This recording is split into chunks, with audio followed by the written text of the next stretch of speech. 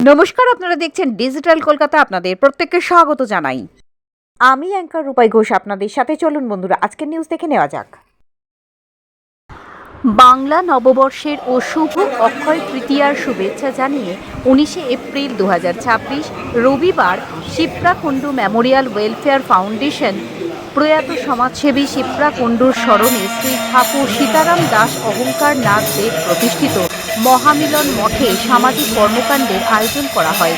এই অনুষ্ঠানের টুকরো টুকরো অংশ আপনাদের সামনে তুলে ধরলাম।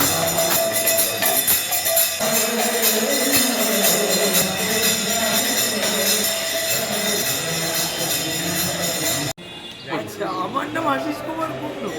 আমি অ্যাকচুয়ালি আমার স্ত্রীর একটা মৃত্যুর পরে একটা ফাউন্ডেশন তৈরি করেছি, শিপ্রা কুণ্ডু মেমোরিয়াল ট্রাস্ট বলে একটা ফাউন্ডেশন তৈরি হয়েছে।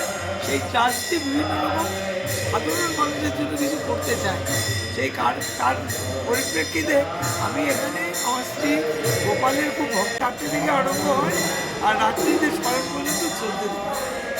আমি একটা অ্যাম্বুলেন্স বার করছি। সেই অ্যাম্বুলেন্স মানে ভ্রাম্যমাণ চিকিৎসালয়ের মতো হবে, তার পেছনে ডাক্তাররা থাকবে। যদি কোনো লোক অসুস্থ হয়ে পড়ে তাদেরকে ওই অ্যাম্বুলেন্সটা করে হসপিটালাইজ করবার জন্য নিয়ে দেবে এবং সেটা সুন্দর। এরা শিপ্রা কুণ্ডু ফাউন্ডেশন সোসাইটির পক্ষ থেকে।